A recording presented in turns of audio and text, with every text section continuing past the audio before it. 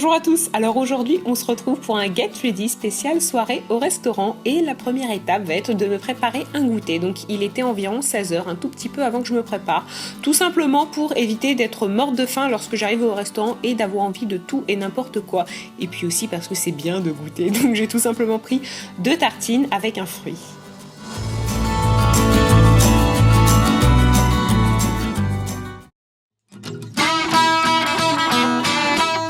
Ensuite, on va rentrer dans le vif du sujet avec le maquillage et la première étape va consister à appliquer une base et c'est la Baby Skin de Maybelline.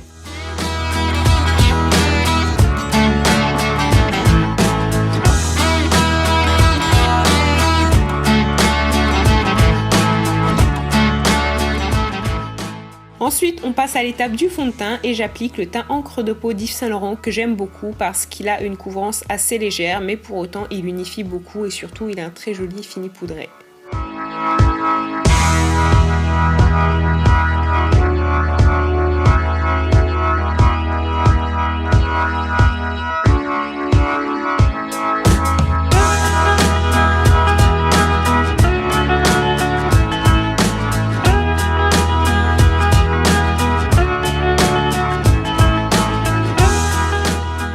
Puis c'est au tour de l'anti-cerne et j'applique le Jet Lag de Cargo qui est le meilleur anti-cerne du monde parce que très naturel mais pour autant il couvre bien les cernes et il arrive bien à dissimuler pour ma part le côté un petit peu bleuté qu'ils ont, donc c'est vraiment mon anti-cerne favori.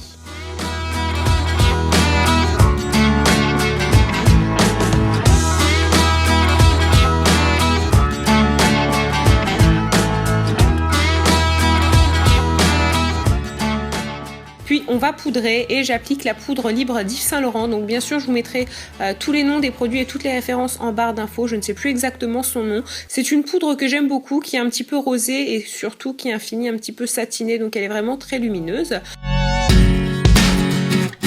Puis on va passer aux sourcils et j'applique le Gimme Brow de Benefit qui est vraiment très bien parce qu'il dessine très bien les sourcils et lorsque comme moi on a juste besoin de leur donner un petit peu plus de définition, c'est un produit idéal et qui est très simple à utiliser.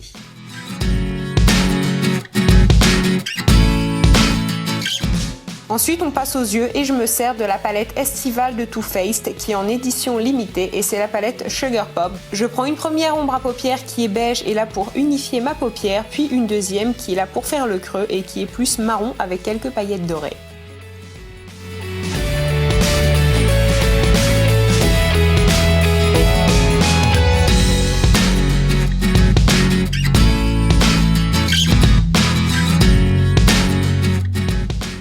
Bien évidemment ensuite, et je prends le Tattoo Liner de Kat Von D qui la prise en main est vraiment très simple.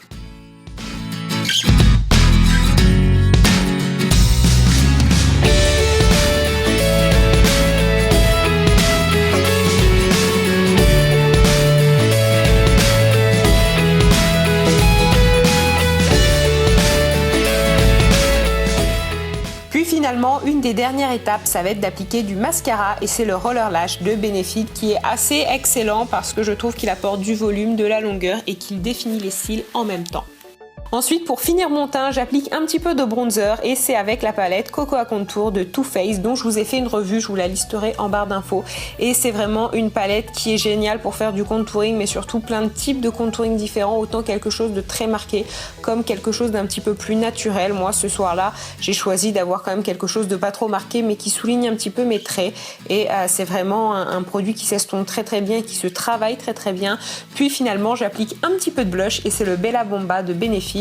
Si vous vous demandez où j'ai eu le coffret, c'est tout simplement un coffret qui a été sorti en Amérique du Nord à Noël et je l'avais eu donc au Canada et c'est un coffret qui est plutôt pratique mais vous pouvez retrouver tous les blushs vendus en individuel. Puis finalement la dernière étape ça va être d'appliquer du rouge à lèvres et c'est un crayon satin de chez Nars. Encore une fois la référence sera en barre d'infos et je l'aime beaucoup parce qu'il apporte un petit côté glossy aux lèvres tout en étant très pigmenté.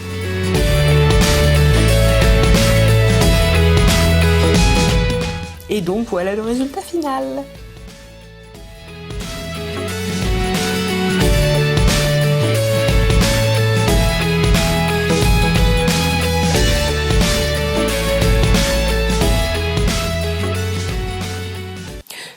finalement, une des dernières étapes du look, ça va être la coiffure. Et en fait, pour ça, je me sers d'un boucleur. Donc, c'est le So Curls de Calor. Et en fait, je vais m'attacher les cheveux. Donc, je vais vous expliquer étape par étape. Mais c'est vraiment extrêmement simple parce que je ne suis pas du tout douée.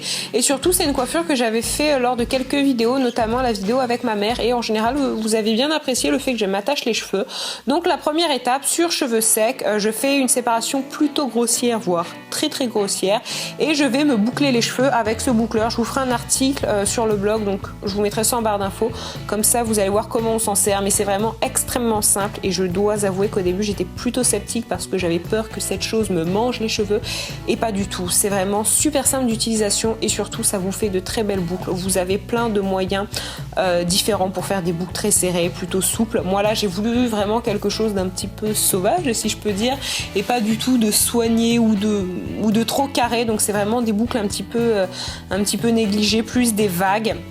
Donc j'en fais vraiment sur tout mon crâne et le but c'est d'avoir un effet un petit peu bouclé, décoiffé, assez naturel et vraiment l'appareil est tip top parce qu'on ne se brûle pas et les boucles se font toutes seules. Personnellement j'ai beaucoup de mal à me servir en fait d'un boucleur classique là qui se présente un petit peu en forme de cylindre parce que voilà, je ne suis pas douée, que je n'arrive jamais à avoir des boucles identiques.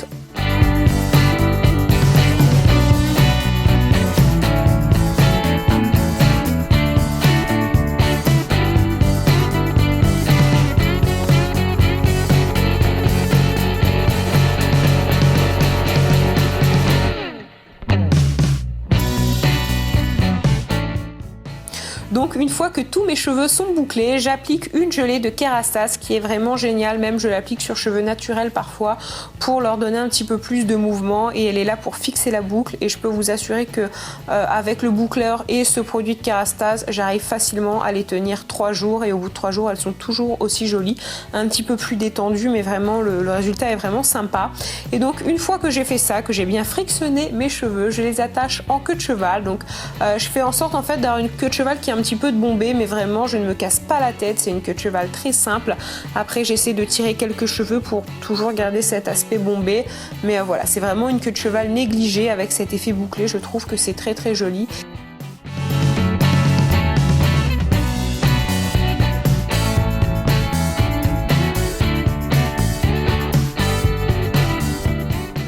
Et donc une des dernières étapes, ça va être de passer à la tenue. Alors j'ai vraiment choisi quelque chose de simple, une robe que j'ai eue chez Zara. Encore une fois, vous aurez les liens en barre d'infos.